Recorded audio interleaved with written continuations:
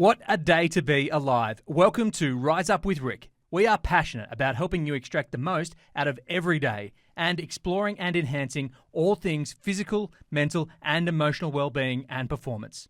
We are brought to you by runners.com. That's runnez.com, as well as rickmirabella.com.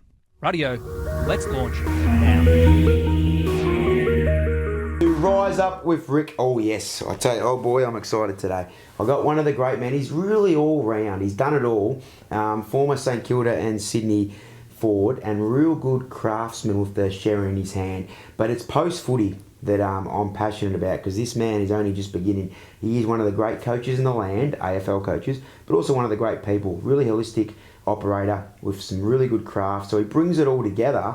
And he's the perfect package of an AFL but life coach as well. I welcome Trent Dennis Lane.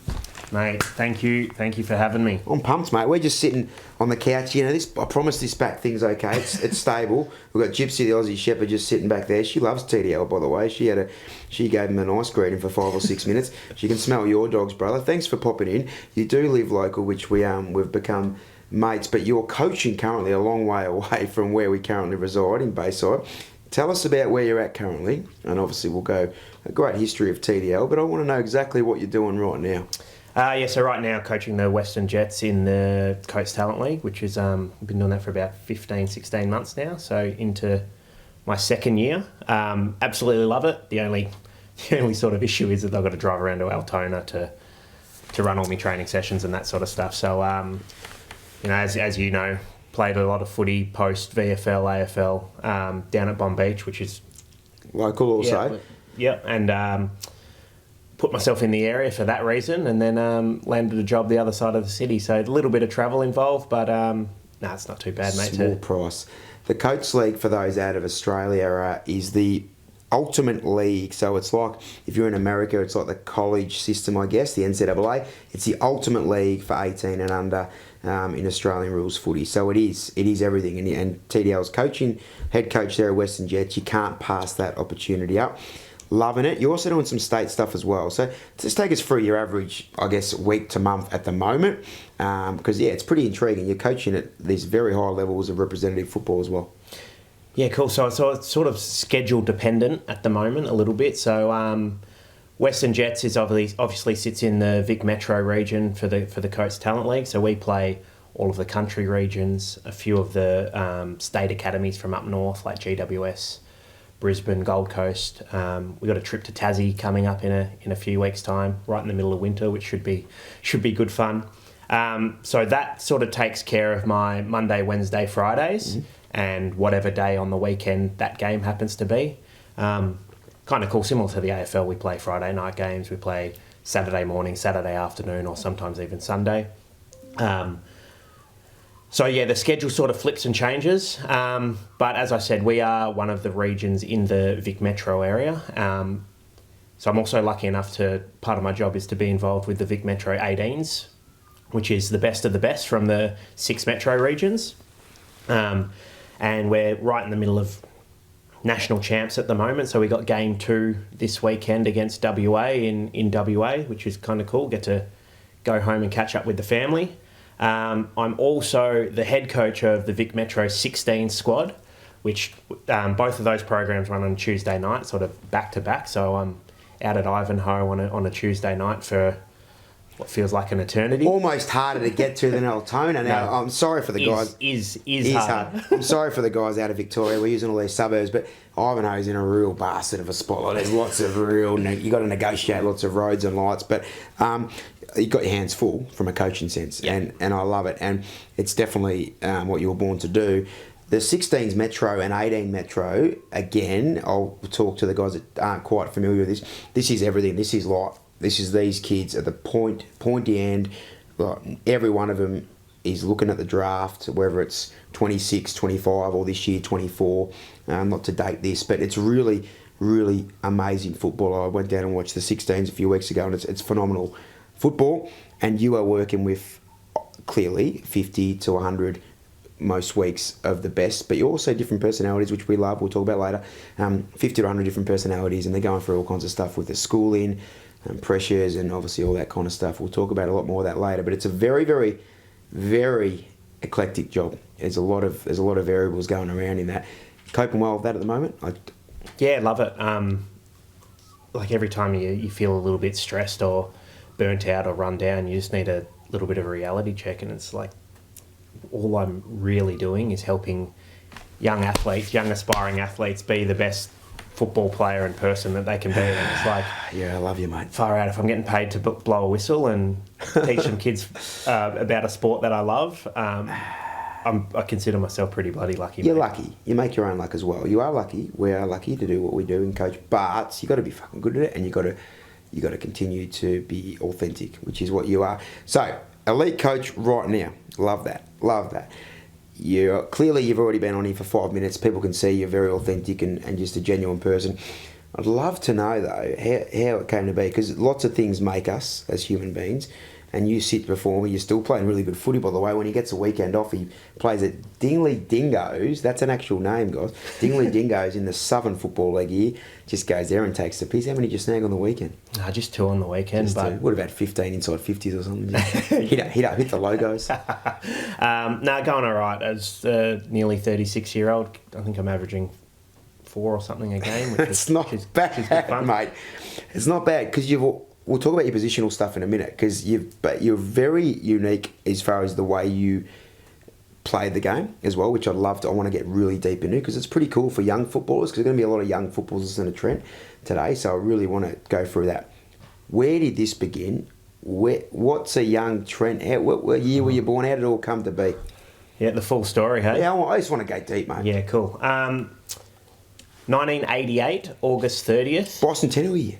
Yeah, it is. I think I got like $50 in my bank account or something from the government. Yeah. Spent it. Yeah. Don't compound that shit, mate. Yeah, 1988. So I'm nearly 36. I was born and raised in Perth in Western Australia. Dad's name's Gerard. Mum's name is Sharon. And I grew up in the northern suburbs of Perth in Western Australia. I've got an ethnic background. I'm half Burmese from my dad's side, and mum's just typical mix of everything from Ireland, Scottish, English on her side of the family. My parents split up when I was quite young, like sub 1 years of age. Okay. I never got the actual, so anywhere between 6 to 10 months old. And lived with mum for a little bit, and then she moved to Byron Bay for a few years.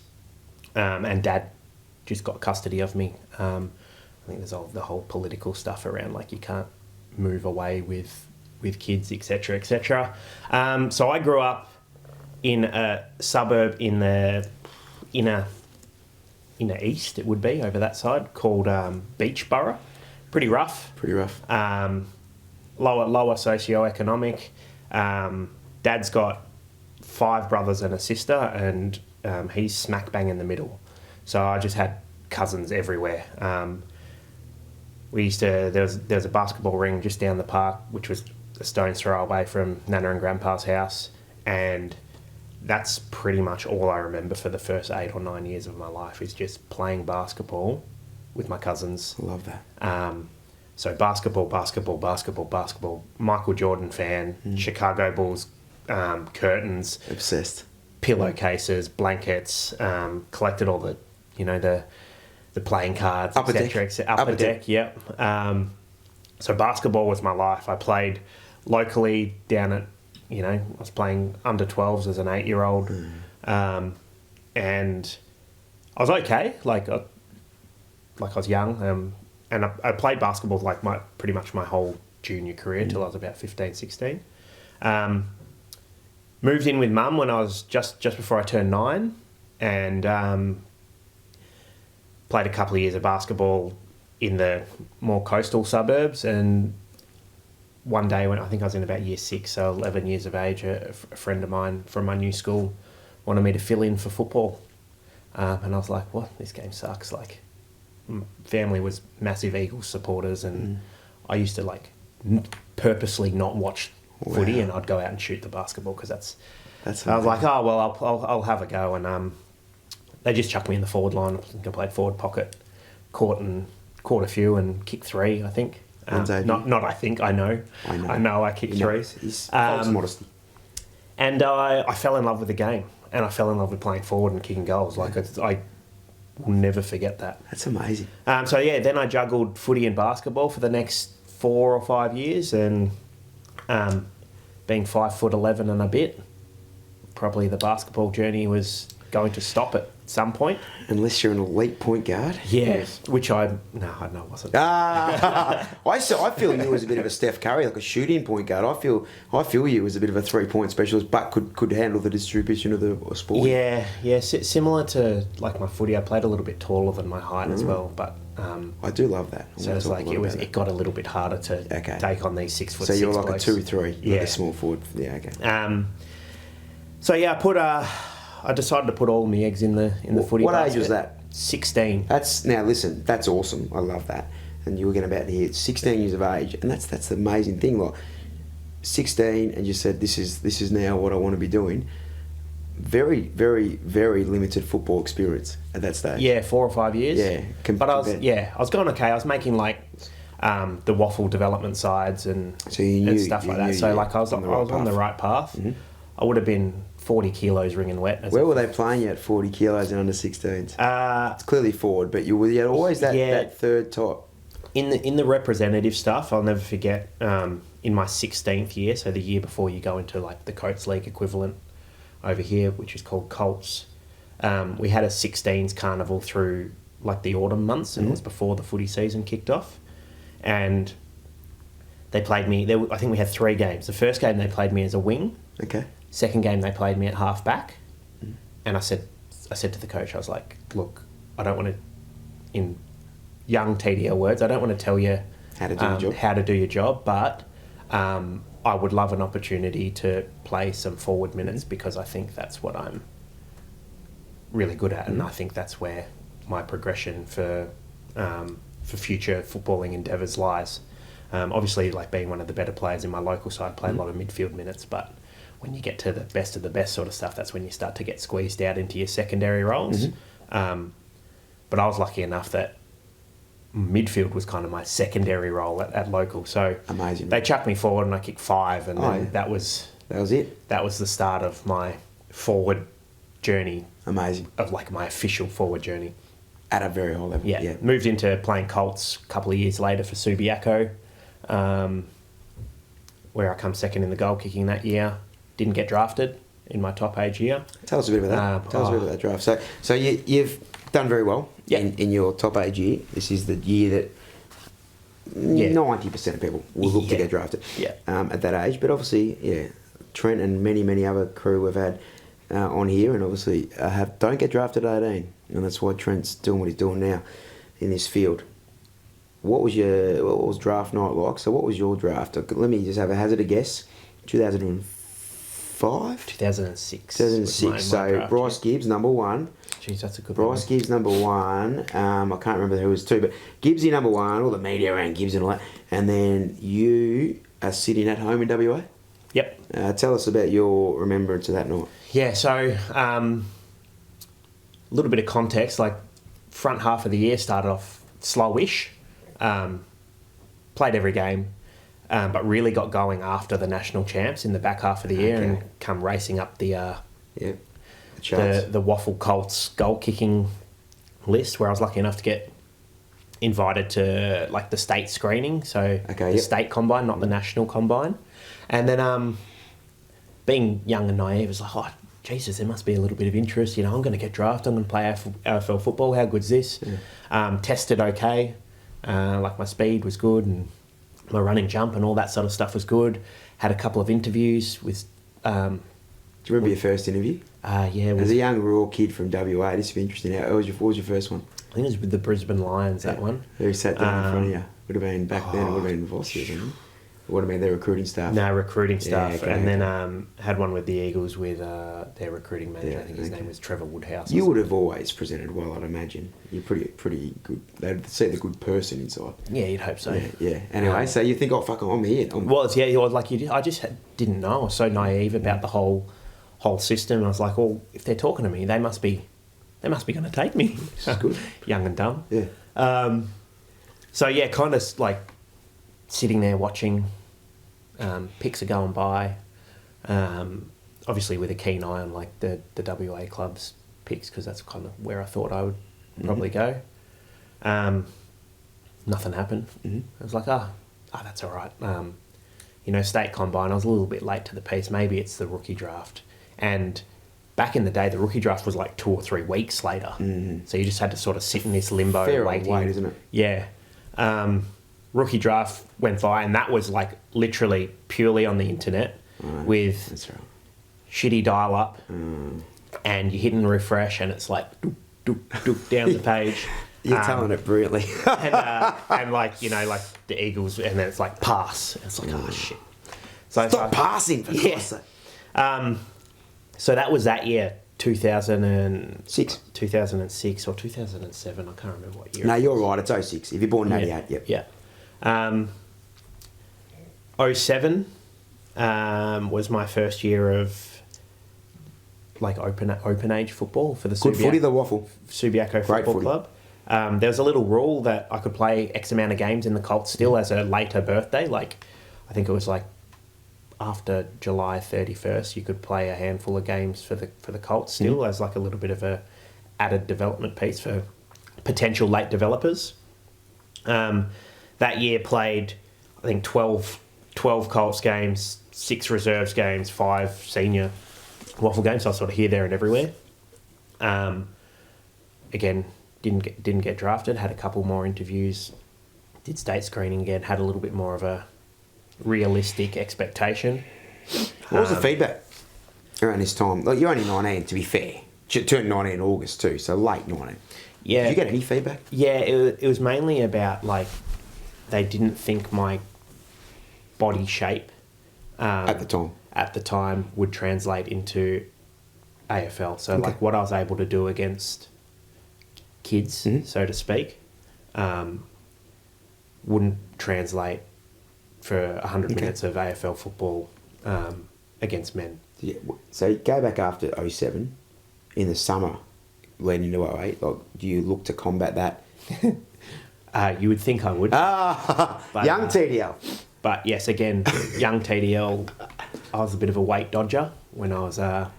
Strength day, I might just duck out here, kick some more bananas from the boundary. I literally used to play horse with a footy. With a footy. You are a basketball nerd if you're playing horse or footy. You know, gambling for Freddo frogs and stuff like that. And always winning. With teammates. You're one of those blokes that always wins too. So yeah, like I'm 19, but I'm still probably 65 kilo, and the maturity of probably a 16-year-old. Yeah, which a lot of us develop differently. A little bit late to footy, so still trying to navigate the landscape. But I was playing okay, doing what I was doing. So I thought, and playing the highest standard in the state, to be fair. Yeah. Waffle, and a lot of waffle players in WA. Look, it's very good football. It's elite. Yeah. So you're doing that, and it's like, well, I'm doing what I'm doing, and I'm getting, like, I'm getting results, so to speak. So it's like, why would I change? Understood. Now that's me reflecting what I was thinking 20 years ago. That's why we look back. So yeah, had another year of like here, there, and everywhere. Didn't get drafted. Didn't think I would get drafted that year. This is 08 now we're talking. Now, so that was 07. Yeah. Now 08, I played literally 50-50 split of, it was about 13 senior games and 10 or 11 reserves. Waffle reserves games. And didn't really, I thought, like, geez, it's starting to get pretty hard here. Like, now 20, not consistently playing in the senior side. And at the end of that year, no state combine, not many conversations around me getting drafted, etc. But I do remember one call from my coach post national draft, post rookie draft, because I was kind of thinking, like, what do I want to do with my footy? Do I want to keep playing waffle? Do I need to maybe change clubs for more exposure? Because Subiaco were pretty bloody strong, and it was hard to break into that senior side. Or do I want to pull the pin and just go play with some mates? And like that was the decision as a 20-year-old that I had to make. And just like I hadn't even got to the point where I was having conversations with my coach about this sort of stuff, and he just rang me, and he's like, "Mate, you're fucking close to getting rookie listed," and I was like, "What?" I was like, "Bullshit." He's like, "No, dead serious. Like, you're 1 or 2 spots away from the Eagles taking you." I don't know if he was lying, bullshitting, or whatnot, or just trying to find that last little piece of to motivate me. But that was a real turning point after that conversation. Like, I started going for runs. Wow. Got goosebumps. I started hitting the gym. Mind you, I still was a little bit of a leg weight dodger. Wouldn't be the first 20-year-old to dodge leg. But got quite strong on the bench press, and still quite strong at bench to this day. Like, it's a little, of course, it's a little secret power. Like, I'll jump in the gym, not overly often, but and you look unassuming. I'll be at the Jets and knock out 140. I'll put 100 on the bench, and the boys are like, "What the hell's going on? There's no chance you can move that." And it's just like, yeah. And I was like, call me when you get to my level, boys. Yeah. Come on, you young fellas. Okay, so this is the end of 08. So you've had... Okay, so that one phone call has sparked the whole domino effect. Yeah, pretty much. What was the coach's name? Scott Waters. Oh, it was Scott Waters at Subiaco. At Subiaco. Absolutely brilliant. Yeah, wow. Yeah. He was very like every coach has his, of course, strengths and weaknesses. But but I thought he was very, very good for me at getting to know me, building a relationship, finding out what motivates me, and develop. He was his number one strength, in my opinion, was developing the young players. A huge strength. And mate, to be honest, like we'll talk about his Saints later, but he came with huge raps, and we got people like Dermot Burton and these kind of people saying he could be anything as a head coach because of those things that clearly people see stuff. They don't just say stuff off a limb. So they see what you saw. That one phone call, I didn't know it was Scotty, but that one phone call, I got goosebumps from it. And look what it's done for you. Okay, so you're in the summer, you're smashing yourself, you're thinking, Jesus, this is going to be huge. So 09. Subiaco. Big TDL's feeling a bit good about himself. He's got the oiled pipes, and it's always warm in Subi, so you can always just get the pipes out. Always tanned and feeling good. Yeah. Then the next sort of memory I have about that year, which is probably the first memory, is I kicked 6 in a pre-season game, and I thought at senior level, and I thought, oh Jesus, here we go. It's good footy. I'm pardon my French, but I'm fucking on here. I'm on for a big 6 goals in the wall. Rolled my ankle with 5 minutes to go in the last quarter, and then that was the learning around how to be the ultimate professional to get yourself right, because we had round 1 the following week. So I took some of those learnings and got myself up for that game. I kicked 2 or 3 in round 1, and then kind of the rest was history. I'd roll in, I'd kick a couple every week, had a couple of breakout games where I think I kicked 20 in 3 weeks or something like that in middle of the year. Big numbers. The Eagles were using some of their listed players that were playing in the waffle, like halfbackers, etc. As like they were using me as like the testing dummy almost to see, Subiaco's like we were the best, or one of the best sides. It was us and South Fremantle that year.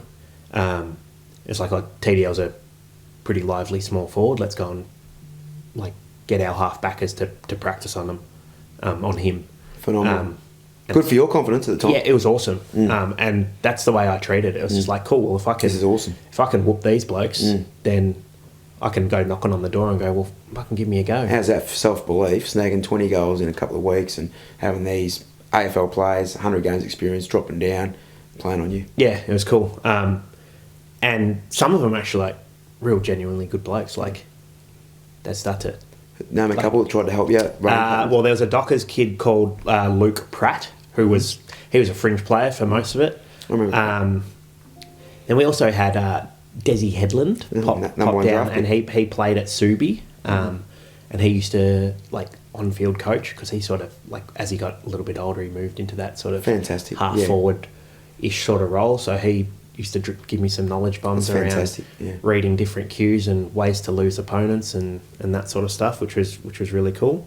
But yeah, I just had this steely resolve to, like, I almost performed better when I knew it was more of a challenge or an opportunity to prove myself. It's like, righto, this weekend we're playing Claremont. They've got this bloke on the Eagles list or the Dockers list. He's 99% chance of coming to me. Let's whoop him and let's prove him wrong. Like, that was my whole mantra for that year. Love that. Back then, did you have the similar one Woods strengths, major strengths? If your craft, your forward craft and that? Yeah, I was like I said before, like, I'm 5'11" and a bit, not quite 6 foot, but I've always been good on the lead and playing that small full forward role, which was like we had the opportunity to just go all eggs in on playing a genuine small forward pocket or double down on the strengths. And lucky enough, I had a coach that knew me, and we were now 3 or 4 years into our relationship together, and he backed in my strength of being able to play that small forward, small full forward. Number one rule in coaching is you got to play to your cattle strengths, and I love that he's done that, because that's the reason you got to. That's what we're talking today, 100%. Other coaches, it's Eddie, you just play that crummy right. So, no, it's not me. Like, I am. This is how I am, and this is what I was put on the earth to do. Love it. Draft 09. Yes. How do we come to be? How are you feeling within yourself? Because this is your 4th time at the draft table. 4th. Yep. How are you feeling? I do remember, like, I was at uni and I was studying sports science, and, like, I was a little bit, not lazy academically, but it kind of come naturally. So I never really put in, similar to my footy, never really put in the extra work around that sort of stuff. And Mum was like, Jesus, like, you better fucking get drafted. Otherwise, like, I don't know what you're going to do. Because she was like, she just knew Monday to Friday, 9 to 5 isn't for me, which it's still not. She's like, fuck, you better get drafted. Because, like, you know, you're now 21, like, it's, you know. And I was like, yeah. I was like, well, if this isn't it, then it's probably not going to happen. I kicked 66 that year. Got invited to state combine again. Phenomenal. In that era of football too, yeah. State combine again, tested really well. I think I was going to say, what's your big couple of things at the combine? Ran 14-13 in the beat. Very good. Which is not bad for a mid-sized forward. Yeah. Especially, like, when you're, you know, small pocket, small forward pocket, look a little bit indigenous, so to speak. There could be a little bit of laziness with the endurance side of things. So you exceeded their expectations. Yeah, well, 15 years ago, there was a lot of stereotypes and that sort of stuff. Yeah, so 100%. You were meant to run 20 metres and just get off. Agility, 8 point, low 8s. That's not surprising. I've seen a lot of your football. And my 20 metre sprint was 2:88. Ooh, which was, I didn't know that. Yeah. That's very, very good. Yeah, so... Like, I think nationally, I finished. It would have been top 5 to 10 with a few results. Pre-season at Fremantle, at the Dockers, I did a few weeks training there. Had some interviews with Sydney and some interviews with the Eagles. Eagles' last pick in the national draft was pick 21, so I didn't think I was a chance there. But with who they were thinking of drafting with that pick, brought me more percentage chance, because that's the type of role they were going for. Okay. That forward pocket, small forward. And they ended up drafting, his name was Garrick Whedon, which I'm sure he's a great bloke. Few people might have to go into the history because he played one game. Probably not. Oh, he's got one game, so he's in the football dictionary. Maybe 2. I don't know. I'm sure he's a great guy, but he's not TDL. Go, continue. Few weeks at the Dockers. Pre-draft, pre-season, back in the days when they were allowed to start in, like, October. Gone are those days. Yeah, and Bomber Harvey was the coach. Very Mark good footballer. Harvey. 1985, 84, 85, 93 premiership player, 3-time premiership player, and at the Bombers, of course, tough centre-half back. B&F in '92, Mark Harvey, very, very good footballer. You got a bit of Rain Man with football, I do. Football and athletics, I do. But he is tough. Yeah. Off the field, tough. Yeah. Yeah, like which is cool. Old school. What you see is what you get. Like I like people like that. He's fantastic. No smoke and mirrors. And No. He pretty much told me the day before the national draft. He's like, look, there's a bit of hype about you. There was newspaper articles and like TDL was training at Freo and et cetera. You've come off 66 goals. So in Western Australia, which for the guys again that don't know the football landscape, it's its own entity. It's a long way from the East Coast. So you are on the paper every single I get that. Yeah. He pretty much categorically said to me, he's like, look, we can't take you. Or we're definitely not going to take you in the national draft. There might be some scope for rookie draft stuff. And I was just like, you're fucking kidding.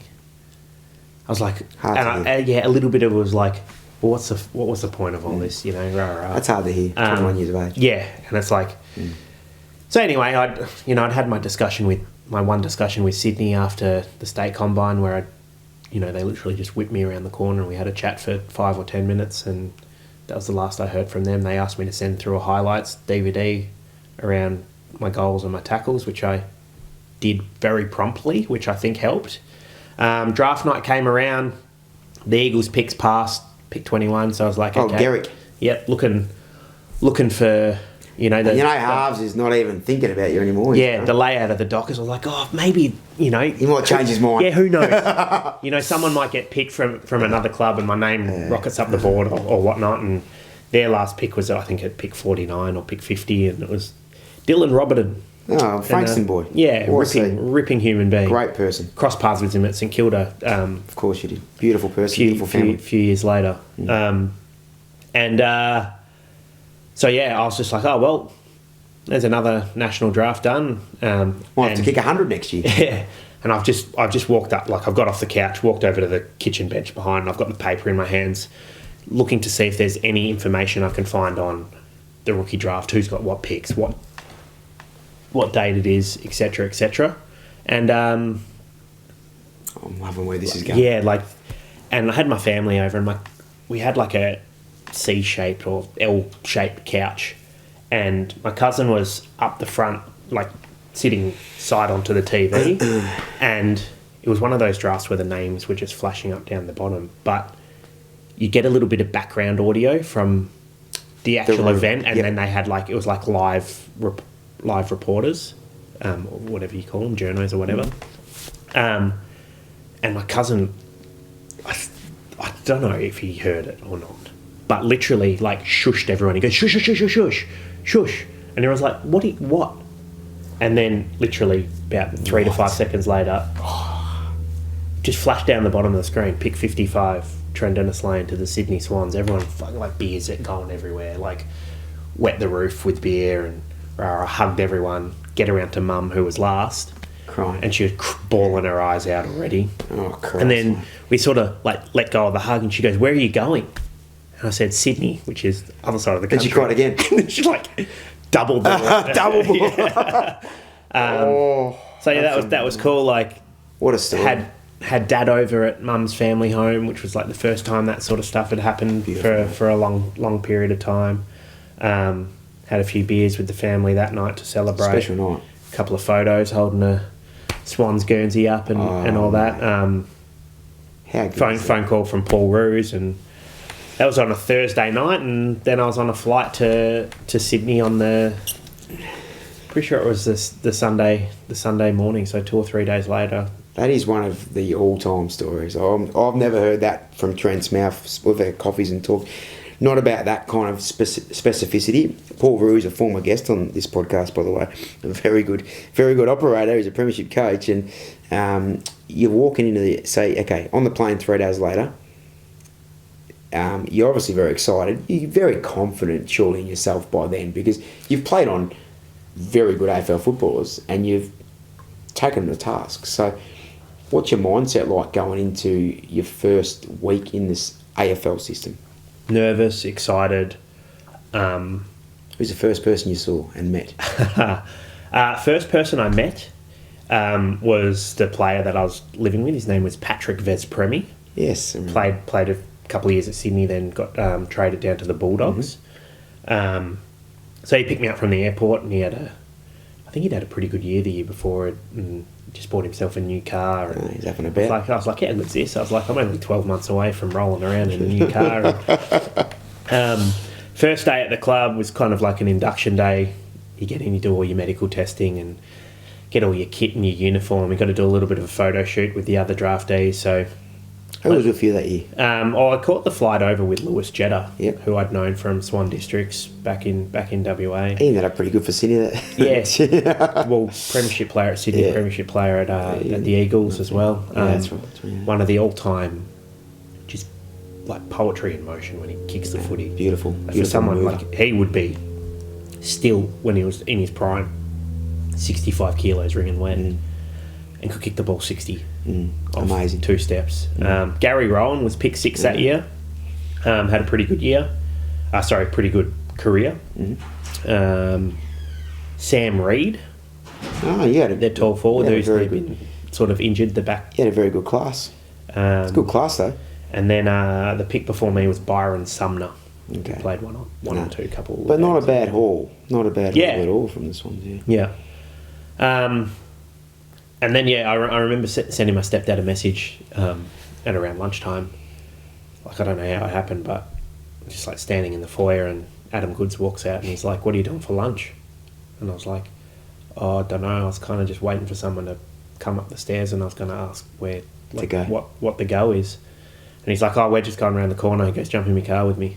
So Goodsy drives me to my first lunch. Amazing. Dual Brownlow medalist. Amazing. I think we had got a chicken schnitzel sandwich or whatever from the local deli around the corner, and sent my stepdad a text message going, "How good's this?" Left home 24 hours ago. 24 hours later, having Chicken lunch snitty with Goodsy. Yeah, chicken snitty with a dual brownlow, and he's just like, "Mate, that's elite." Oh, that's so good, mate. I love that, and look, we're so well deserved to be. Like, you've told your story, and it's a great story, and I know you do it a lot these days in the public forum, but that is phenomenal. Like that whole way you went about it, the way you turned, is so authentic. The way you turned away from the TV, looking on to next. When's a rookie draft? Who's got what? Who needs a medium-sized forward? Like, that would have been exactly what you're doing. And then your cousin just pops up. What's his name? Sean. What a Sean, mate, you're a big part of this story, Sean. You're just saying, shush. Yeah, literally, shh. You implanted us, all the listeners in that room, mate. You just did that. All right, Swans, you were there for 3 years? 3 years, yep. Great experience, no doubt. First AFL game, take the listeners through that. Yeah, cool. So my first year at the Swans, I started off pretty well. We had an intra-club and I kicked 5 on Nick Smith, who's pretty... Good player. Bloody good. Good player. Good defender. Yeah, like he used to get Eddie Betts and all of those. Good defender. Could keep them quiet. Couldn't keep TDL in an TDL kicked 5, so come on. I'm a different beast. And got myself an opportunity to play a NAB Cup game. Pre-season competition, and then hurt my PCL in the last 30 seconds. Man, that is an old injury from the noughties and to early 10s. How did you do that? Just got tackled out at Blacktown in Western Sydney, and just landed on the lower part of my knee. That can be quite serious. So, and I missed 8. Yeah. 8, I think, minimum. Then had to build my way up. And the PCL, for the guys that aren't sure, like TDL makes a lot of his craft, apart from ball in hand, on his agility, and he's running to the logos and really hitting up with speed, intensity, and movement and patterns. So that takes a bit out of that. Yeah, and like, to be quite honest, like when I did resume, I was probably only at about 85%. So that would be, mate, in that kind of role. Yeah, and I remember Ruzi saying to me, like, he had a little bit of a philosophy. It's like, once you take the field, you're 100% fit. you're ready to go. And he's like, "What's going on?" And I was like, "Fuck, like, yeah." What do you think? PCL, mate. First game I played in the reserves, it was like 50 minutes of game time. So it'd be like on for 6 minutes, off for the middle part of the quarter, back on for the last 6 minutes of the quarter. Being a small forward that thrived on continuity. Yes, correct. I was like, what the hell was that? I was like, maybe I'm not up for this. And then a couple of weeks later, kicked 4 in the last quarter of a game, and that was sort of like the turning point. Then just started kicking goals for fun in the twos. You got the quote there, kicking goals for fun. We'll use that on the socials. Yeah. And was lucky, like I started to get named emergency, so I was getting a little bit closer, and then Daniel Bradshaw did his hamstring in the main training session. I actually forgot he went to Sydney. Yeah. On a Thursday, and it was round 14, 2010. Love this. Sydney Swans versus Richmond at the MCG. The Hello Turf. Yeah, which was really cool. 40-odd thousand, 50-odd thousand, which was the biggest crowd I'd played in front of at the time. Felt like about 1 million. First shot at goal went out on the full.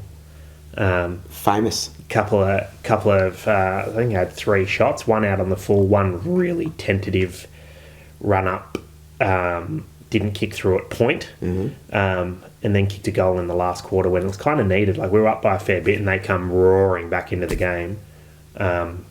Clutch. I kicked one that sort of gave us another little, I think it was down to 7 points or something, and I kicked it and we put ourselves back out by 2 and a bit goals, but they still ended up part of the famous running. club to kick a goal in your first game, mate. Part of that famous club. Not first kick, unfortunately. Not first kick, but a goal in his first game, which is still something. Out on the full. Really good. It's MCG, Hello Turf. Doesn't get any better than that. So, it would have been nice if we won. They ended up getting over the top of us at the end. You could have told me that before we went to air, brother. But I would have pumped it up. But no, it's okay. So you're in this, mate. You're feeling well. That's one tick, huge tick. That's one more than most of us ever play. What was your feelings those next few weeks, like leading into games? When do I belong, and how's that? Yeah. So we had a couple of injuries, and we didn't play that well in my debut game, like the team. So I was like, oh fuck, there's probably a fair chance I get dropped here. But Ruzi, again, to his philosophy, had kind of when you come in as a debutant, we'll usually give you 2 games to sort of settle in. We played against North Melbourne the following week. No Adam Goods. And we won that game. So that was my first win at home at the SCG. And the family... Cheer, they're red and the white. The family felt like they flew across to Melbourne to watch my debut. And then the club, without me knowing, told them that I'd be playing the next week. So then they came up to Sydney for the week, which was really cool. So they got to see my first win. Kicked another goal, one more goal in that North Melbourne game. And they got dropped the following week for Adam Goods. And Ruzi was like actually gone okay first couple of games, you don't look out of place, you've hit the scoreboard, but it's Adam Goods. That's fair enough. Yeah, I'll cop that. I'll go back and do more. Yeah. So I went back into the twos for a couple of weeks and continued to kick goals for fun. Yeah. You're a legend. I was emergency, I think 2 weeks later, and I kicked 7.5 or something. Yeah, right. Then I jowed up and had to be emergency for the AFL game. It was a curtain raiser. And then I got in after that, kicked 3 against Hawthorn, which was the kind of the start of a little 6-week run for me. 3 against Hawthorn. Then we went to WA. I kicked a couple against the Dockers in WA. We came back to Melbourne, kicked 4 against the Bulldogs, 17 possessions, 2 Brownlow votes. Big game too. Ross, I wouldn't remember Ross. Demetrio, 2 votes. Dennis Lane. Yeah. Following week, went up to Brisbane, played Brisbane at the Gabba. Another 3 goals, another Brownlow vote. This is a streak. And then we come home with a wet sail, and I think we ended up finishing 5th that year after missing the finals in 2009. It's a fair tear. Yeah. Then I kicked 4 in the final. Yeah, so this is the talk us through this. That's a big game. 4 in a final. Yeah, this is my obviously my first experience of playing AFL finals, and I only had 6 possessions, but they sort of set me a challenge to get a rundown tackle. And I nearly get someone in the 3rd quarter, but that's not the one that's talked about. The one that's talked about is the chase down tackle on Dennis Armfield, who by all reports is lightning quick. It's very fast. Yeah. Very fast. So that obviously that 2.88 20 metre it did come in sprint handy. came in handy. It did. And I think we were 6 points up or something at the stage with 3 minutes left on the clock, and slotted a nice little drop punt that swung left to right from the boundary, which gave us enough of a buffer to get up by 5 points in the end, which kicked 2 in the last quarter. So very close. Back to Steph Curry. Probably cost myself some more Brownlow votes because you don't get those in finals. But you've played all your 8 finals football. That's when the kings are made. So we won that game by 5 points. Obviously, there was a little bit of hoorah around, kick 4 in the final, and you would have bought all the papers the next day. Yeah, You would have said, "Hey, yeah, Mum and Dad, buy all the papers, buy all the internet was a thing." Well, there was more stuff in WA than there was in Sydney. Yeah, good. Buy all the papers, Mum and Dad. Yeah. Just buy them and keep them. So there was a few newspaper clippings floating around for a while. I'm not sure if there was ever a scrapbook made or anything like that. There better bloody be. Isn't it? You kicked 4 in a final. And then the following week we played the Bulldogs, and as we know, football can be a very humbling game. Went from 6 possessions and 4 in a final to Eastern Wood absolutely destroying me. And, to his credit, letting me know about it. I was about pretty much that the was whole game. Going to be half time jogging off. Like my first experience of AFL football, where the opposition player he's been targeted for me, and he was head and shoulders winning. Like, he was smacking me. And ruthless with the tongue. And was just bang, bang, bang, bang, bang. Yeah. So I learned a lot about chirping that day. Yeah. Easton strikes me. I don't know him personally, but he strikes me as that type of fellow because that was his bread and butter, beating players like you and others. And he obviously went on to do some magnificent things for the Bulldogs. But I can imagine him, just especially in a game that cutthroat with that much meaning. You'd probably never forget a word he said that night. Yeah, he's just calling me weak and this and that, and he's like, "How'd you kick 4 last week?" Like, I love it. Like, this is what happens when you get someone playing on you. Very good, very good. Yeah, rah, rah. Some of the pretty common ones, but good ones. Yeah, yeah. And the one that really rung true was he told me to get in the gym. And you've been told that a couple of times. Yeah. Never by your opponent. Yeah, and never so direct. Yeah, like yeah. And never when you're so vulnerable. Yeah. It's like, oh mate, I'm struggling here today. Like, give me a spell. All these people watching, piling on. Yeah, 2 million people watching on telly. Yeah, and then you get we need more from you at half time from your line coach, and it's like, far out. Like, I'm copying maybe go at your senior players here. Yeah, I'm a kid. I've played 7, 8, 10 games. Yeah, I know I'm a star, but give me. So yeah, that rolled around, and then the next part of like my footy story is that off season. Because I had a pretty good back end of the year, I probably took it a little bit too easy in terms of my physical preparation for the following year. Didn't listen to Easton. Nah, I was like, Fuck you, Easton. Fuck you, Easton. I'll show you. I'll kick 60 next year. Yeah. Didn't just destroy me from that game. He destroyed my whole next year, the bastard. So yeah, it took, like, on reflection, when I say took it a little bit easier, I probably just did fuck all. Great honesty, mate. But you got to be honest, like, yeah. Which is the learning. Yeah, great learning. Well, to be fair, you kicked 4 in a final. You could have, at that young age, could have been forgiven for saying, "I'm actually really up to it." Kick 4 at the highest level there is. Surely I'm just going to progress.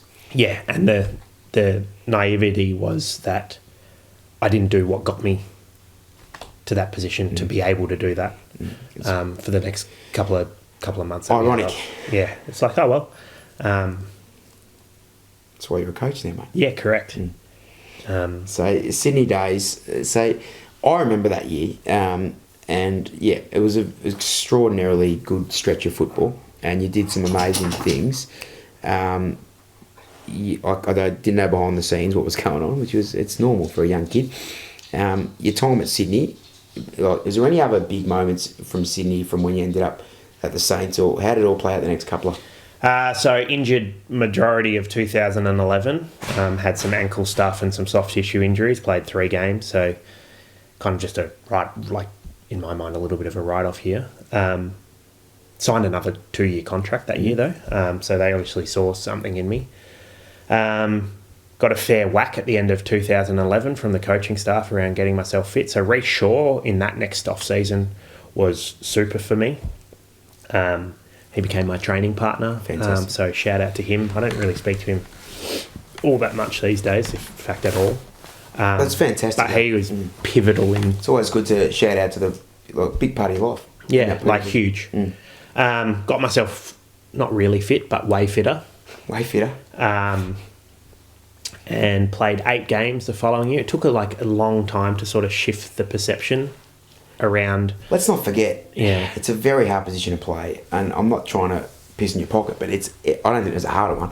So, if you're a halfback flanker rolling under the ball, if you're an inside mid, that year of injury interruption, you could kind of slot back in. It's not an easy spot to play. Yeah, it's kind of just like At any level, let alone the highest. you just run 150s all day up and down the ground. And, You really do. Yeah. When I say hit the logos, Yeah. guys, that's exactly what he does. Yeah. Hitting the logo, tick leads, up, back, up, back, up, back. Gets the 7th one, maybe. yeah, turn up at 10 contests, maybe get a handball. It's very true. But anyway. So yeah, 2012 played 8 games. Big year for the Swans. Yeah, it was. They won the flag that year. Where'd you watch it running from? Round 21 was my last game against Collingwood. 7 tackles. Oh. 6 or 7 touches maybe, I don't know, and a goal. Yeah, 7 tackles, almost PB numbers, surely. Correct. Yeah. So okay, stats wise, but they dropped me. They dropped me for Mitch Morton, who's a ripping fella. Sounds like a good footballing family. Yeah, he kind of knew where the goals were and that sort of stuff. What was his... But in my opinion, there was a little bit of a disconnect between, like, if we're playing the same role, the messages and standards that they were holding me to versus the messages and standards they were holding him to. So we had an identical stats-wise game. His came in, I think maybe the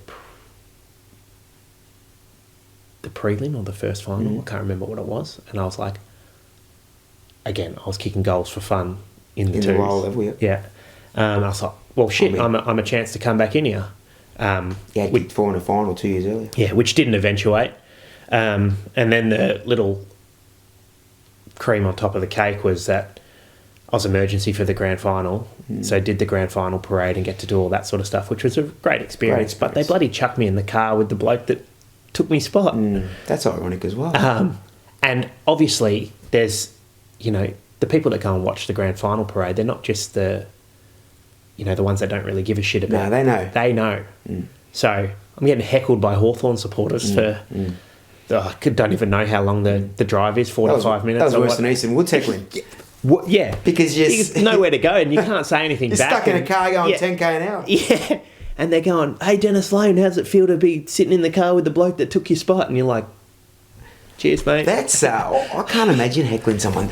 It's next level. These heckling. footy supporters are next level. I actually can't imagine doing that, but I know there's lots that do. That's hilarious. Okay, so this is a great learning experience. Yet again, talk about resilience. Like you said, you put in perspective. Hopefully, watch the game from the stands, no doubt. Yeah, we me, Tommy Walsh, and Tony Armstrong were the 3 emergencies that day. Ryan O'Keefe gave one of the all-time pump-up final addresses as being one of the players in the leadership Something group. you don't forget. So I was like, holy shit, I'm ready to go. And then the 22 of them... That's hard. Or 23. He was very good that day. 22? It was 3 22. on the bench and a sub, I'm pretty sure, at that time. Run out to go and play and you're like... Anticlimactic. Yeah. But actually, formed some really good relationships with the emergencies through that. So Matt Spanger, who's now coaching at the Bulldogs, Tony Armstrong, who's killing it with his media career, Tommy Walsh is back in Ireland playing. Fantastic. Playing his What a great crew of people. Game. Yeah. We became really close. That connection through this gypsy's barking outside. We'll have to sort that dog out. The connection through that is just phenomenal, mate. That's an amazing thing to go through together because it's not easy. After match, what was that? After match, yeah, we went to the Eve. Very especially back then, very famous nightclub. Yeah, which was kind of the go-to place. And I remember I remember buying a bottle of vodka because we like a couple of us just wanted to hide because like a few of the players give you like once they've had 6 to 8 beers they give you this is as much yours as it is ours. Yeah, and it's like well it's not. So me and Spang, I'm pretty sure it was, bought a bottle of vodka, and we literally like explained the situation to the bartender bloke. We had all of our mixers, and we just spent probably 2 hours in like the little dishwashing. It's funny. It's probably about the size of this room, but there's like 8 dishwashers in there. Wow. Bottle of Grey Goose, just talking. Yeah. And we're just chatting. Who needs a booth at Eve when you got the kitchen? Oh, Trent, I didn't know that, but that's amazing. Yeah. Yes, you and Spang. Yeah. And then like none of the premiership players popped in, but Tommy Walsh came in, Tony Armstrong came in, Mickey O'Loughlin came in, sculled half a glass of vodka, which was quite a sight. That's like, oh Jesus! Mickey O, legend of the game, and no wonder you're so tight. That's a huge thing to go for a small group of people. Yeah, correct. So Morton's taken my spot. Gary Rowan's coming, like he's on the verge of coming back from, remember that real bad slide? Very bad. Incident where he snapped his ankle. And I was like, I've got 1 year left. On my contract. I'll stop you there just quickly. For the guys overseas, AFL, unfortunately, there's 22 medals handed out.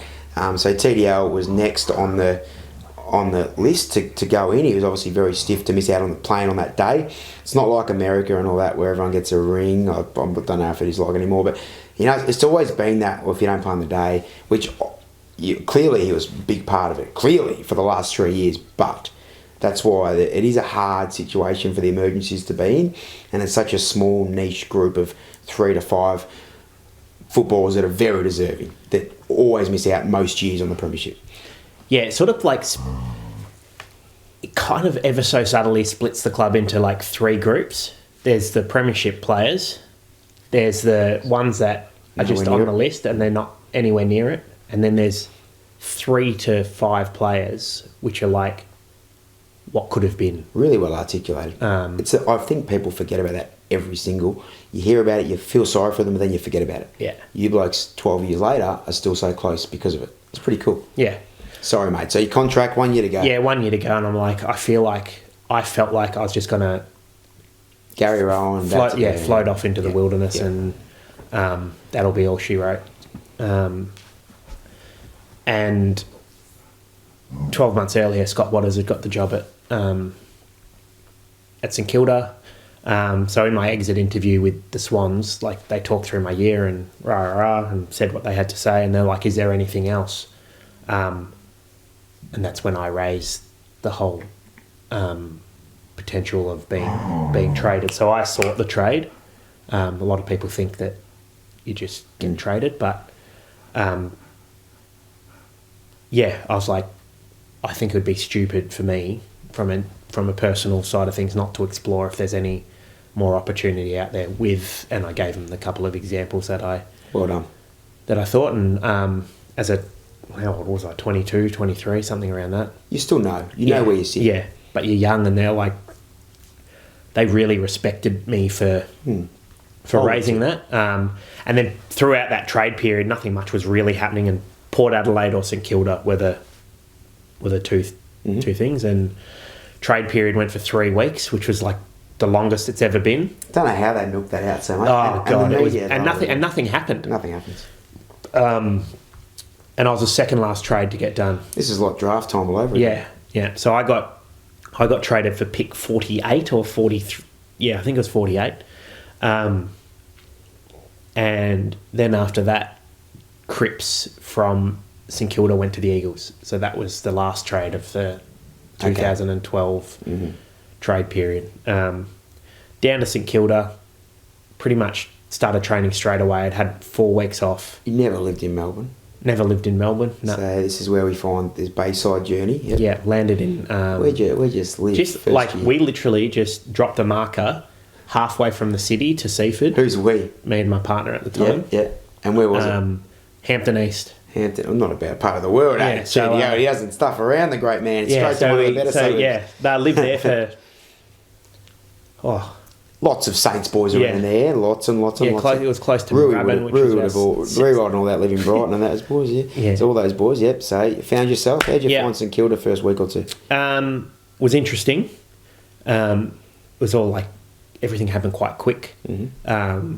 There was a trip to Colorado, so I had to Back in the altitude training days. I had to refresh my passport and get it because I didn't have an address. Yes. So when I moved down here and we're going to Colorado, and passports in 2 aren't weeks, something that happens quick, so the club would have hopefully rushed that along for you. So they rushed it along, but because I didn't have a Fixed address. I had to get it sent to my Sydney address.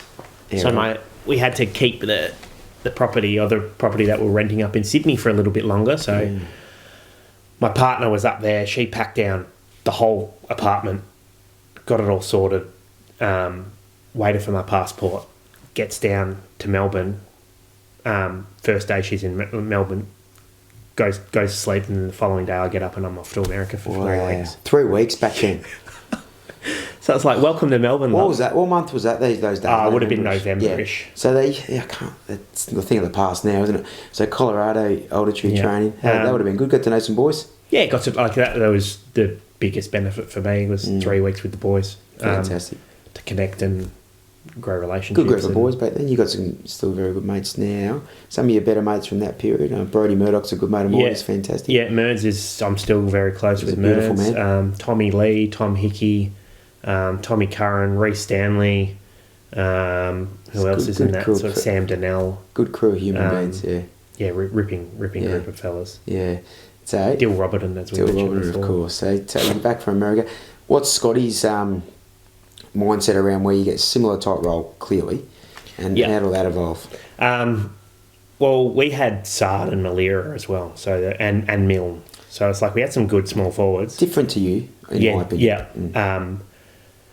But there's only so many smaller types, even though their roles are slightly different that we could play. So I think the grand scheme of things was to start to, Milne was obviously towards the twilight of his career. With Terry Malira, it was to maybe push him up onto the wing. So I played games through the pre-season, less inside 50s. That's when I started to get exposed to less inside 50s, and I was like, oh, holy shit, got to maximise our opportunities here. Bit starved out here. Yeah. Played the first game against Gold Coast as the sub. Came on at 3/4 time. Didn't get a touch, didn't get a handball, didn't get a tackle. Literally had donuts. But there is a very good reason, because the little master Gary Ablett literally had the footy the whole time. You think I'm joking, but if you go and watch that he had it the whole time. I think he had 16 touches and 2 goals in the last quarter. In the whole last quarter, yeah. He's the best midfielder to ever play the game. I tried to tackle him, didn't work. He's got around a few in his time. So I played, I think that year, 2013, was the most games I played in a year. I played 9. But speaking of role and the personnel that we had, I had to sort of reshape myself with less inside 50s. It was well, how can I create an opportunity to play more AFL football? So I went a little bit down the defensive forward path. Played a really good game on Basher Hooley, where I kicked 2 goals, 3 on him, and he was having 30 every week for a period of time, and I kept him to 16, 17 touches. That's a great lesson for youngsters out there. Fantastic, mate. Yeah, we lost, but St Kilda weren't winning. We weren't winning that much. Played on Andrew Walker, and then the last game of 2013, I kicked 0 goals, 3, which wasn't quite like me. I was more of a sharpshooter, and I got dropped after that game. And I remember crying on the phone to Scott, and I was like, if I had a kick straight, I'd still be playing. And he's like, yeah. And I was like, so what are we basing decisions off? Through tears, I'm talking about what are we basing decisions off? Is it about opportunity, or is it are we outcome focused, or are we and that's when I started to probably subconsciously developed my own coaching philosophy around like how, like I'm starting to get to mid-20s now, and I'm starting to think about things around how I would handle situations if I was on, like if the shoe was on the other foot. Growing up and maturing, and that's when I started to really develop my love for wondering how I would do things in those situations. Love that, mate. And then the following year, played some good football in the twos At Sandringham. At Sandringham now. Waters obviously got the sack, Richardson in, and I hurt my syndesmosis in about, I don't know what round it was, but it was kind of like big chunk of footy missed throughout the middle of the year. Had to rush that back. Played one game after I'd come back from injury, and it was kind of like I remember thinking, this is it. I either play well enough to re-establish myself, or if I don't execute, this is probably it. 0 goals, 3 again, I'm pretty sure. Subbed off at 3/4 time. Lost to Carlton by 70 points. And there's vision of me sitting on the bench at the start of the 4th quarter, and I'm just like deadpan, no emotion. But you can tell that I know that. And that would be, ironed in the blueprint of your brain, no doubt, that moment. We've all had real bad moments in sporting fields, footy fields, and you can think back to them like that. That for you must be unbelievably like poignant right there. Yeah. Like it sort of sits more in my mind of the experience. It doesn't affect us now, clearly, but it makes you are still. But I actually watched it not that long ago. Wow. Probably like six So to you 8 watched your last game of footy? Yeah, and watched I was talking to Mum about it. Mum was over for a little holiday, and for some reason we got like talking about, where you are now versus where you've been, and she was kind of like, "Oh, I'll never forget that game against Carlton, which was your last game." And I was like, "Oh, I remember it," but I was like, "What do you mean? It's stuck in her." Like that vision of her son, I suppose. She's a mum, mate. Yeah. She won't. For you, and if we're experiencing it firsthand, it's really hard at the time, but it makes us who we are. We probably don't give it a second thought later, especially now when you move right on. But for a parent, it probably is more emotive than anything. That was 2014. What was the conversation like in the exit meetings there? This is Richo now. We're talking now. So picture yourself. You walk in. There's a big boardroom sort of style table. People everywhere. You sit at the opposite, like at the end, the head of the table. And you're still young, mate. Well, let's be honest. You're not. You're mid-20s. So you've got all the coaches in there, head of football, and Alan Richardson sits next to you. And literally the first thing was. We don't want to beat around the bush, but obviously at this stage you're out of contract, and we are not going to be offering you another one for the following year or moving forward. And then it feels like there was like a 5-minute pause, which was probably 10 seconds. Does anyone in that moment, I know all exit meetings, does any of the assistants come in and is there any love or verbal hugs or anything out of anyone in the room? Surely you weren't the next person to speak. I think I was. Yeah, right. Everyone handles things differently, but that's disappointing. It was kind of like right of reply in a way, which I didn't mind. What'd you say? So I talked about my year. I sort of half called them out on the fact of the way they handled my selection or non-selection for the year. So playing really good footy at the start of the year, like I said. Couldn't get in, got injured, came back. And whilst I was grateful for the opportunity, I was, in my opinion, I was kind of set up to fail. Like I was still carrying a little bit of the ankle, but I had to come back quick because I was running out of time. You're playing for your career, and you know, correct. And you know you're not fit. Correct. And they knew that. So it's like, let's pick him now before he gets himself back up and running a little bit. So I was like, I got a little bit disappointed in that, but hey, when life presents you an opportunity to try and prove yourself, like I gave it my best. Actually played, like got subbed off. We had this thing called defensive indicated or indicators or desire indicators.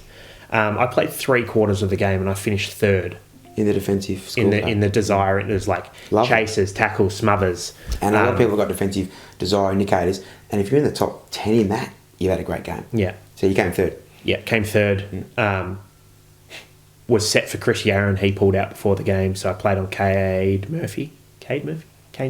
What's his name? I think that's right. The Carlton. Yeah, the Carlton bloke played 300 games or whatever. Mark Murphy. No. Cade Simpson. Cade Simpson, there you go. Cade Simpson. You played on Cade Simpson. Good player, got a lot of footy off halfback. Yeah, kept him to 3 touches in the first quarter as a halfback, as a half-forward flanker. I was playing half-forward flank. Hadn't played a game of AFL football for over 12 months. I played every minute of the first quarter. Copped an all-time spray from Rick Rewalt on field about, I think I let him get a touch. And this was like the 27-minute mark of the first quarter, and I've been like busting my ass. Ended up on the wing, tagging Mark Murphy. Now we're throwing a game, and you don't play wing. Yeah, and I hadn't played, so I was just like, there was all these things, and then played small full forward in the third quarter. 2 shots at goal, 2 points, subbed off at 3/4 time. I think it was. A lot of variables there, mate. Yeah, so I was like, there's shit going on everywhere. But my strength and my ability to get the ball inside 50 when I went back to my like roots of like what I knew I was really good at still worked, even though I was pretty much on 1.78 legs. Wasn't quite I didn't know the intricacies of this, to be fair. So that's really well put. What going on? I explained all that to them. What did they say to that? They kind of like, what do you do? Yeah, it's like their decisions made up. Correct. Talked about my next couple of weeks in the VFL, where probably a little bit down on performance, and then bounced back quite well, and so to speak, we're kicking goals for fun in the reserves again for the last couple of weeks. And we're going to make a T-shirt. Shelley's going to make a T-shirt, kicking goals for fun for TDO. And then so I sort of explained that, and at that stage I was like helping all of like the young half forwards that were, because I was starting to blood a bit of experience, like Josh Saunders, Eli Templeton, those sort of players were starting to come through. Brodie Murdoch was playing sort of half forward, we playing everywhere, half forward, wing, half back, and just helping educate them around that half forward pocket role.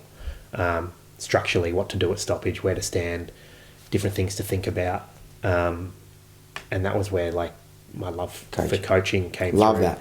And it was even like someone's playing in my spot.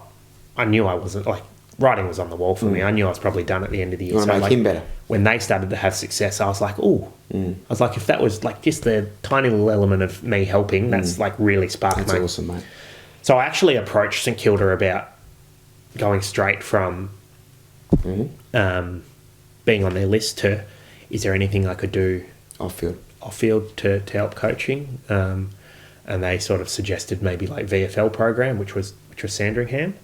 Then nothing was sort of like officially done with anything with St Kilda, but signed at Sandringham, and then signed on as had this mentoring sort of role, which entailed me coaching the first half of the VFL game in the development squad. Yeah. So I'd coach the forwards there, and then I'd go get prepped and go play VFL football, with the ambitions to try and get back into the AFL. But my off-field decisions again didn't marry up with what I was trying to do. Like, I wasn't doing any running, wasn't doing any weights. So I was kind of just playing. And football brain, football craft. Yeah, that got me. That always got me through it. Played a lot of footy at Sandy. Levels. Yeah, played 50 odd games. Captained the club in 2016. It's a lot of footy in the VFL, considering what you'd already done and playing AFL. It's a lot of footy in the VFL system. So really good level of football. And then at the end of 2016, we, as a footy club at Sandy, they decided that they were changing the partnership with St Kilda, which rubbed a few people the wrong way, myself included, and nearly got into punch-on with the president. And That was kind of like all she wrote for Sandy, and landed at Bomb Beach in 2017 and was assistant coach there. Played under Steve Hughes, who's an absolute ripping human. Yeah. Co-coached in 2019, got to a prelim final, lost to eventual winners Dramana. Then obviously the COVID year hit, and off the back of the COVID year, when I don't think roles at higher levels should have been available to me, because Soft cap. yeah, COVID just was pushing coaches down. So any opportunity to go up was like gold. So I got some stuff with St Kilda's NGA as Dal's assistant, and an opportunity to be a line coach back at Sandy. So I jumped at it. So I was juggling that with 4 days a week, 5 days a week at a youth foundation called Life Changer, run by Scotty Waters, who do some amazing work with youth and positive self-identity and building resilience and life skills and all of that sort of stuff. So that's what I was doing post footy. And yeah, the coaching stuff was really cool. My role at St Kilda expanded out to doing a little bit more stuff like director of coaching for the whole of the NGA, which is like setting the frameworks and the philosophies Fantastic. for what all of their academy coaches would be coaching. Really important stuff. And then Ross the boss came back in, and he was kind of getting the band back together, and I was angling at a development coaching role at St Kilda. If Rats had stayed, I think maybe, nothing obviously guaranteed, but there was definitely more opportunity, and it just felt like doors were closing everywhere. And was like, oh fuck, what do I do? I was like, do I keep juggling 4 or 5 different things, or do I go all in on one? Love this. Love that. So I actually made the decision, and I don't know like how spiritual, how much you believe in the universe. Very much, mate. And all that. You just met my sort of wife stuff. for the first time before this, but Shelley, it's everything, and I'm very much the same. So I was like, sat down with my manager and Scott with the Life Changer Foundation, and literally explored what does 5 days a week look like, what does my development through all this look like. Had conversations with my contacts and my manager at St Kilda, going like, I feel like I'm at a dead end here. Spoke to Batch at Sandy, and I was like, for peanuts, I just don't think I could, like, I can't hold this at such a high priority for me. And on the VFL, very high priority, but also very, very high intensity. Yeah, it's very, very demanding. You've got to be on. Yeah. It takes blood from every inch of you, which is amazing, but... Yeah. And so I actually decided to go full-time with the foundation. Okay. And I remember once I'd made the decision, I'm standing in the kitchen. This is not long ago. This is like less than 2 years ago. I'm hugging my partner, and I'm crying, like sad tears, because I was like, I'm giving up on coaching. This is a big moment. I've got goosebumps for the third time. Then literally I wake up the next morning to a message from my contact at my manager at St Kilda going, Chris Liberatore from AFL head office is gonna ring you. Make sure you pick up the phone. I love this. And I was like, cryptic as fuck, but okay. No worries. Could mean anything. Whatever. So Chris Liberatore, former St Kilda recruiter, not exactly sure of his relationship with, I think he's something brother Tony or cousin. and Tom? No, I don't know. Yeah. I don't think he's definitely not brother, but he's something. Yeah. Rings me about lunchtime on a Friday. And I answer it, and he's like, mate, he goes, I know that we've known you from St Kilda days. We've got a potential opportunity that's popped up, which is head coach of the Western Jets. First thing I'm going to say to you is I know where you live, so if travel is too much and it's out of the question, just let me know right now. And I was like, no, like, tell me more. So he told me, like, what it looks like, pretty much a real brief job description. He's like, would you be keen to interview? And I was like, yeah.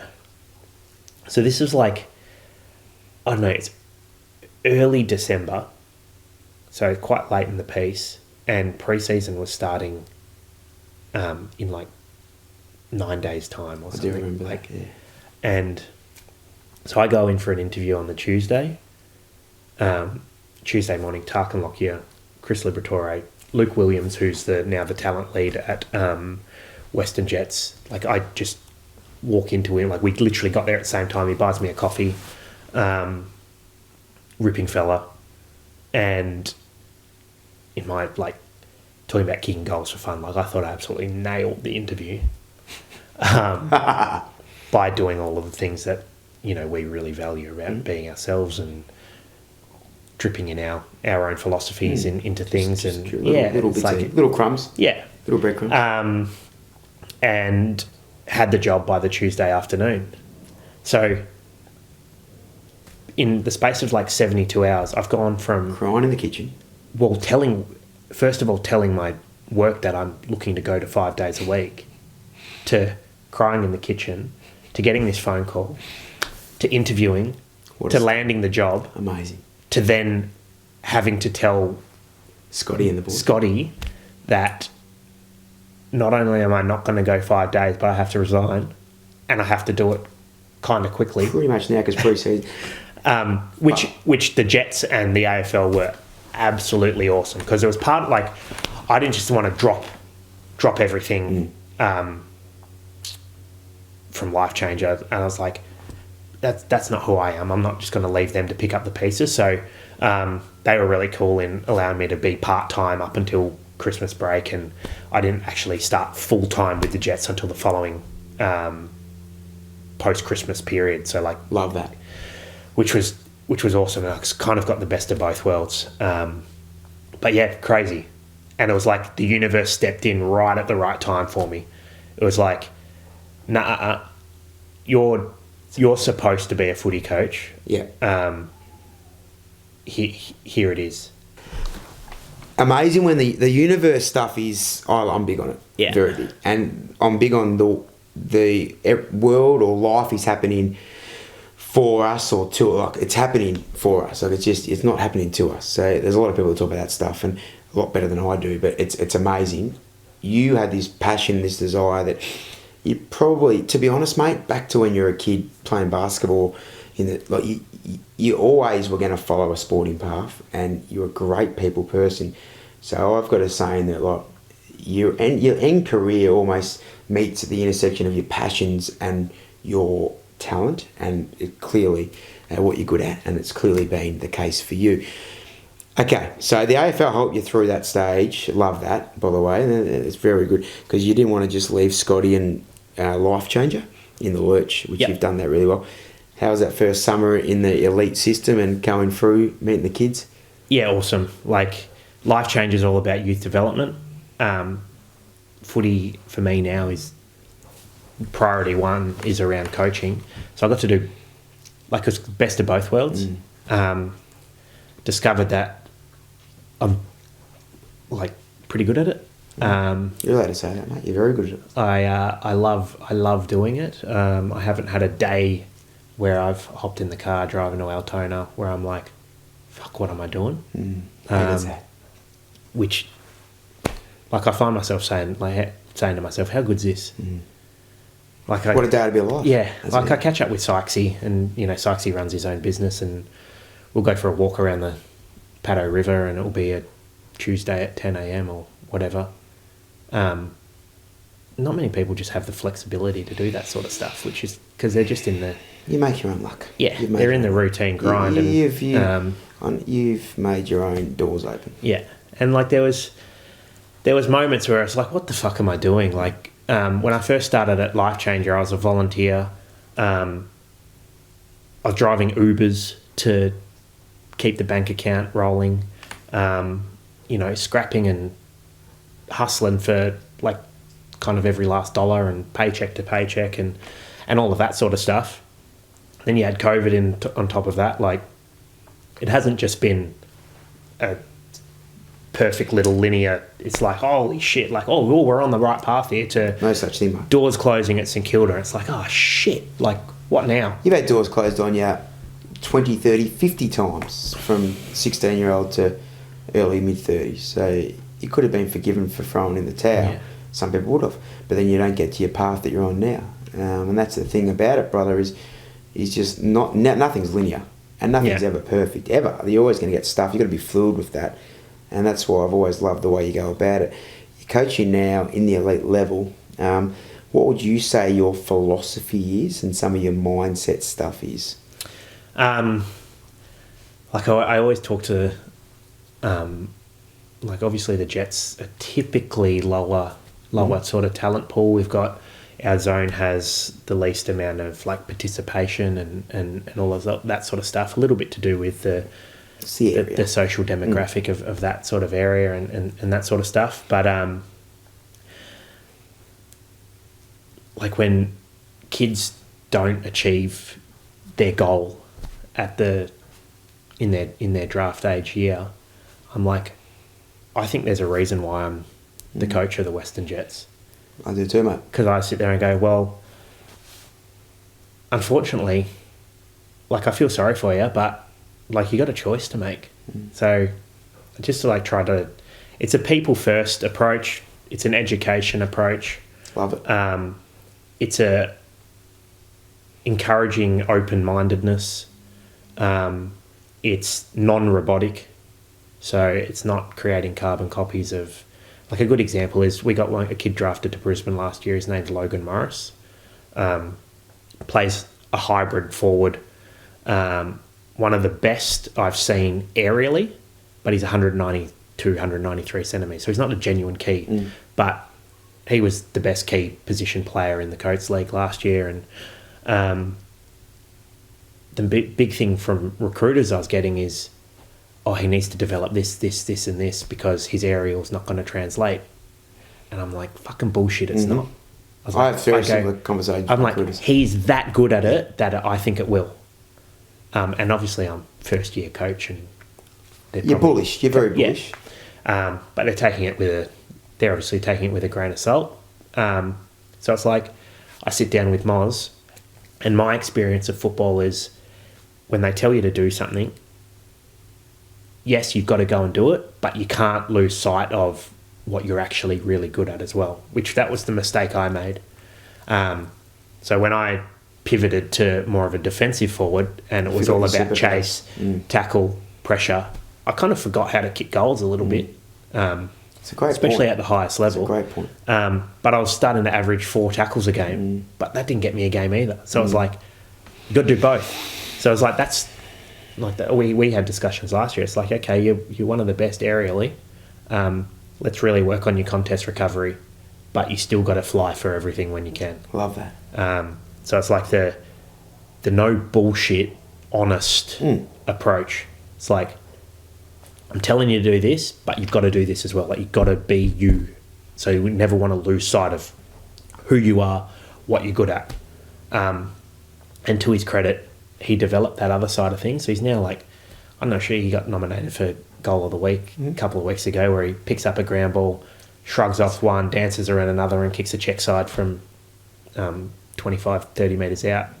Brisbane versus whoever they played a couple of weeks. Good story. And I'm like, holy shit. I was like, that's him now doing something that they thought he couldn't really do. Yet he's still jumping and grabbing the ball. It's amazing.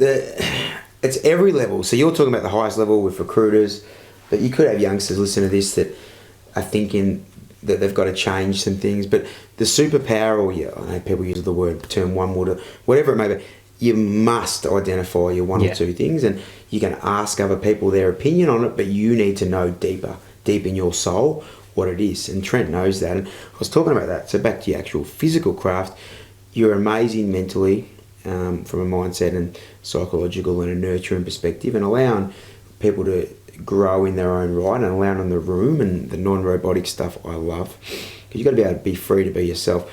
Your actual physical craft as well. So you're one of the possibly the best exponents of the kick, of the drop punt and a set shot for goal there is. You honed it a lot. Yep. Have you got...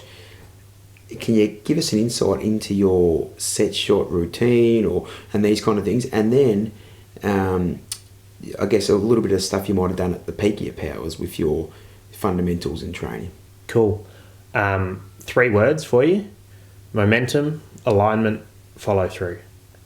I love it. I love his passion. He's got a passion for the set shot. Now, one of the things that drives me insane about set shot kicking is when people have a lack of awareness or don't build up enough momentum to kick the distance. So you can tweak how much momentum you kick with based on how far you're out. Like, I think, especially if you're playing at the highest level, like you should know that. But you got to practice shots from 30, shots from 50, so to speak. Or like shots within your range, shots on the fringe of your range. And play around with how much speed or momentum in the build-up you need. Love that. One little key piece at the start of my set shot routine is, my first point is take the man on the mark out of the equation. So he's gone back far enough that like they become a non-factor. Just a non-factor. So that when you're going Another through... blade of grass. Yeah, if you've got a certain amount of steps or a certain amount of jog steps or whatever you do, that at the end of it you don't look up and go, oh shit, I'm about to just kick it straight in this bloke's face. So you go back far enough that you know that. And then the next thing is picking your line. I like to think never give away the goals. So it's like if there's a little bit of a breeze, it's never... we're aiming into the points. For some reason, and I don't know what it is, but you kick where you aim. So if you're aiming for the points, you're going to kick a point. If you're aiming for the goals, you're going to kick a goal. So it's like never give away the goals. But obviously, due to the conditions and the wind and et cetera, that just sort of dials where how far left or how far right in the goals you're aiming. This is elite craft. Rewind this. Don't mind the dog just kicking in the carpet. She does that. It's called denning. Australian Shepherds, they den in the carpet. So don't mind that, because Trent Dennis Lane has given you a free tutorial. You should be absolutely charging for that shit, TDL. Gold. Mention those 3 things again, please. Momentum, alignment, follow through, which is the last one. Shut up, Jips. Let him talk about follow through. Continue. So the last one's follow through, which I think is possibly the key component. Like if there's any 3 that you want to really focus on, or the one that most athletes need to not change about their set shot routine, I'll talk a lot about like adding things in, is a really consistent, purposeful follow through. Makes it even easier these days with the new stand rule. So the man on the mark can't be running laterally and doing all stupid shit on the mark. They've literally just got to stand there and cop their medicine. If the umpire's any good at his job, he's aligned him up really well. So that gives you your alignment piece. And I like to think after I've kicked, or like after the point of impact, when the ball's hit my boot, I follow through directly towards the man on the mark, and I tell myself in my head, go give him a hug. And in my head, it's go give him a hug. But when it's sailing through the middle, I just let him know that I've kicked goal number 6 or whatever it is. Just let him know that you're still kicking goals for fun. Yeah. How old am I again, mate? I'm 35. Oh, yeah, that's number 7 today. Yeah, that's number 7. And he's still doing this stuff in the Southern Footy League. So this is not talking past tense. We're talking current day stuff. This is the stuff he's running with as Gypsy gives a big kiss. Gypsy was digging in the middle of that really important stuff. But that's really important. So remember that trifecta from TDL as Gyps gets up on the couch. Get up there, big girl. You got your big bum. It's very, very important. For the guys not listening, we've got the dog right on TDL's knee now. Marvellous stuff. I love that. It's really important because, like I said, this is the thing. There's a lot of coaches, AFL coaches especially, that are really good. I'm sure it happens in all sports, but are really good tactically or really good at putting spreadsheets together and PowerPoints. And I believe that's why a lot of AFL coaches have had jobs in the past. But we know that's important, and the science is important, and fundamentals are important. But I think me and you have got very similar philosophies. That's probably 15% of the game, and the craft for you is a big one, Wood. But the other 80-85% is relationships and extracting the best out of 60 different individuals, which you do so well. And especially in this young age group, like you said, you believe at the moment you're supposed to be coaching the Western Jets. I do too. You missed 4 drafts. And there's going to be a lot of kids, and Western Jets in particular, like you said, and some of these Gippsland or country, like really important. But even just with your role with Vic Metro, mate, like then you go, the other end of the sphere where you're working with these kids that are touted as top 10 that might not necessarily get picked up either. So then that's going to be really important for you, and obviously you're helping with those little intricacies of craft and fundamentals. What does the future hold at the moment? I know it's hard, you're day by day, I love that too. What does the future hold for TDL? Well, I like to say that I don't know, but I think I do know. So do I. No, I've got ambitions to coach at the highest level, obviously, because I just think that the way, like, based through my experience, it was quite, lots of comments around, like, you got to be this player, you got to be like that player, which is kind of like, I'm the opposite to that. Like you just mentioned, 85% of it is, all of the relationships and psychology and stuff, which is still technically a science. It's just a little bit more of a... It's an art. It's an art and a science. Half art, half science. So, yeah, the big goal... Like I used to say probably 5 or 10 years ago when I just started diving into the coaching is that I'd never want to be an AFL head coach, but I've actually really enjoyed the accountability piece of being a head coach, even though it is just at, I shouldn't say that, it is just at Coates League level. Like it is... It's elite level. Coates League is elite level. So that's on the cards later down the track, but the next step would be hopefully maybe at the end of this year. If not the end of this year, I'll be heavily exploring it again at the end of next year. Development coaching role somewhere, anywhere. So if there's anyone listening, there will be. Don't worry about that, mate. Don't worry about that. I'll flick it over to a few of them. Don't worry about that. Yeah. So yeah, that's love that. Now you got a beautiful partner and 2 beautiful dogs, of course. And life is magnificent out in Bayside, Melbourne. Here, what about mindset advice for youngsters who just want to get the best out of themselves? Let's take footy out of the equation. Obviously, those that want to go as far as they can, enjoy their sport, whatever that may be, but they might be in a bit of a lull or whatever it may be, a bit of a rut or whatever. But just a bit of mindset advice for youngsters out there. Yeah, it's like... questions off the cuff, of course. Yeah, it's a hard one. Like, I just reflect on my journey, and there was many moments of time, or moments in time, where I actually had to stop and pause and think, which is something that I just don't think we do it as humans all enough. Where it's like you reflect on what you're doing.